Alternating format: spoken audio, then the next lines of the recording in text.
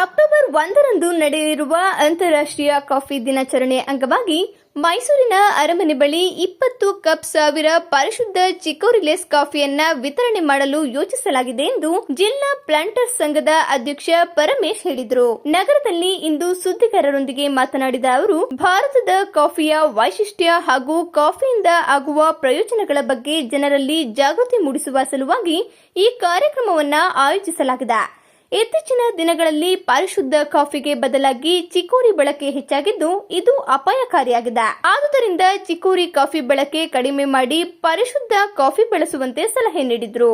ಮೈಸೂರಿನಲ್ಲಿ ನಡೆಯುವ ಕಾರ್ಯಕ್ರಮಕ್ಕೆ ಮಲೆನಾಡು ಜಿಲ್ಲೆಗಳಾದ ಹಾಸನ, ಕೊಡಗು, ಚಿಕ್ಕಮಗಳೂರು 3 ಜಿಲ್ಲೆಗಳ ಸಚಿವರು, ಸಂಸದರು, ಶಾಸಕರು ಹಾಗೂ ಮಾಜಿ ಶಾಸಕರುಗಳನ್ನು ಆಹ್ವಾನಿಸಲಾಗಿದೆ. ಕಾರ್ಯಕ್ರಮಕ್ಕೆ ಆಗಮಿಸುವ ಸುಮಾರು 20,000 ಜನರಿಗೆ ಪರಿಶುದ್ಧ ಕಾಫಿಯನ್ನ ಉಚಿತವಾಗಿ ನೀಡುವ ಮೂಲಕ ಕಾಫಿಯ ಮಹತ್ವ ಸಾರಲು ಮುಂದಾಗಿದ್ದೇವೆ ಎಂದರು.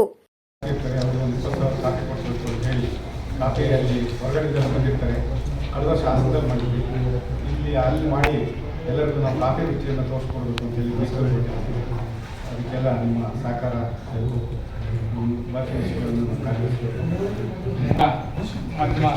ಪ್ಲಾಂಟರ್ ಸಂಘ ಏನು ಅಕ್ಟೋಬರ್ 1ನೇ ತಾರೀಕನ್ನು ಅಂತಾರಾಷ್ಟ್ರೀಯ ಕಾಫಿ ಸಂಘಟನೆ ಅಂತಾರಾಷ್ಟ್ರೀಯ ಕಾಫಿ ದಿನಾಚರಣೆ ಅಂತ ಈಗಾಗಲೇ ಘೋಷಿಸಿದೆ 2015ನೇ ಇಸ್ವಿಯಲ್ಲಿ.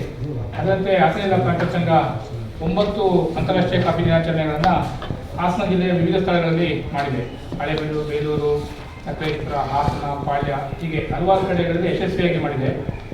ಈ ವರ್ಷ ನಾವು ಸಾಂಸ್ಕೃತಿಕ ನಗರಿ ಮೈಸೂರಲ್ಲಿ ಪ್ರವಾಸೋದ್ಯಮ ಜನ ಜಾಸ್ತಿ ಇರ್ತಾರೆ.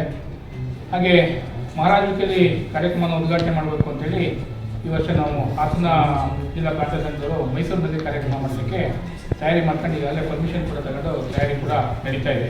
ಸುದ್ದಿಗೋಷ್ಠಿಯಲ್ಲಿ ಬೆಳೆಗಾರರ ಸಂಘದ ಲೋಹಿತ್, ಚಂದ್ರಶೇಖರ್, ಮಂಜುನಾಥ್, ಸಚಿನ್, ಗಿರೀಶ್ ಇತರರು ಹಾಜರಿದ್ದರು.